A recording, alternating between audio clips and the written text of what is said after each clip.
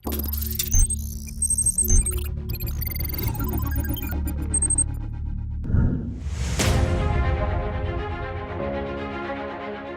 been just over a year since Hyundai launched the new generation of the Grand i10 in the market and called it the Grand i10 Nios. The hatchback had a lot to offer right from the time it was launched.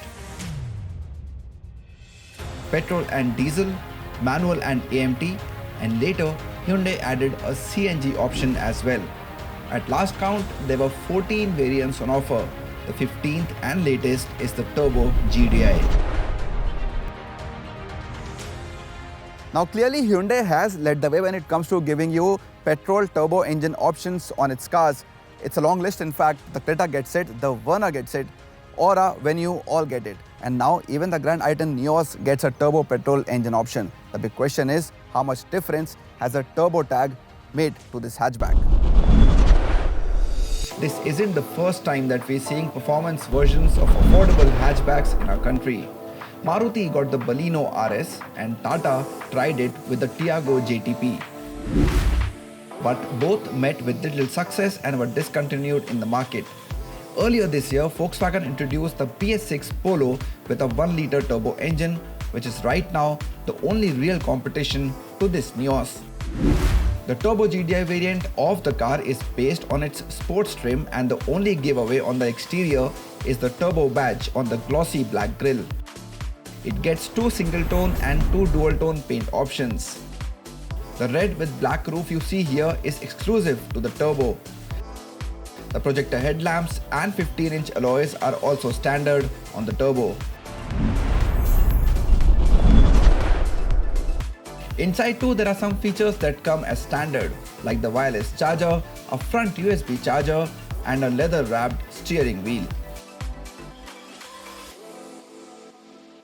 Lot of cues inside this cabin which tell you that you're driving a turbo engine variant of the car. All black interiors, lot of red accents all over around the AC vents, around the dials, red stitching on the steering wheel, black seats with red stitching once again, and also the key fob which is all black, which is a nice touch, I must say. Like other sports variants, you also get the 8-inch touchscreen that comes with Apple CarPlay, Android Auto, voice recognition and Bluetooth connectivity. What you don't get when compared to the top Astra trim is a start-stop button, rear wiper, cooled glove box and adjustable headrests.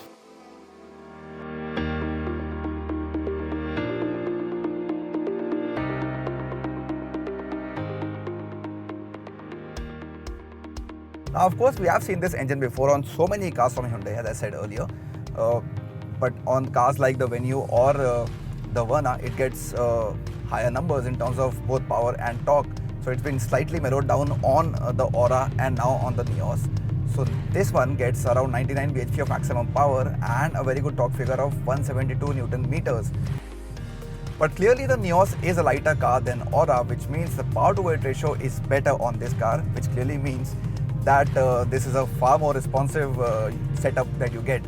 What also adds to this drive experience is the fact that the peak torque kicks in quite early here at around 1500 RPM and stays with you till almost 4000 RPM, which means that all your maneuvers, your gear changes get the response you're looking for, and you can have fun while driving this car at most times. In comparison, the 1.2-litre Kappa petrol engine on the Grand i10 Nios churns out 81 bhp along with a peak torque of 113 Nm at 4000 RPM.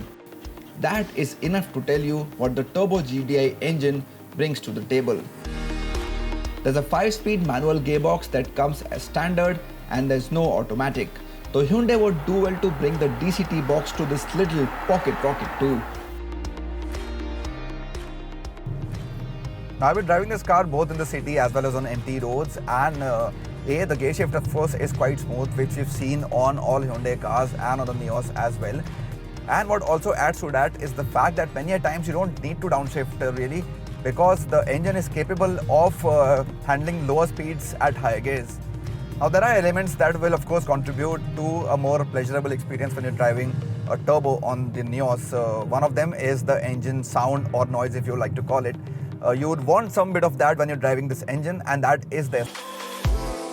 While Hyundai does not claim this, the suspension tuning on the turbo is slightly stiffer than the stock Grand i10 Nios. This complements the car's nature and gives it a distinction over the regular variants. The steering could be more engaging to keep in step with that, but on the whole, the new generation car's dynamics do come through. The emergency stop signal with flashing brake lights, dual airbags, ABS with EBD and front seatbelt reminders are standard. The turbo variant is priced at 7,70,000 rupees ex-showroom. For the dual tone, it's an additional 5,000 rupees. That is approximately 1 lakh rupees more when compared to the dual tone sports trim of the Nios with the 1.2-litre Kappa engine that comes with similar features. That does mean that you cannot call this turbo a value for money option, but it is not for the value conscious anyway. It's for those who like to drive hard and keep a smile on their face while doing it.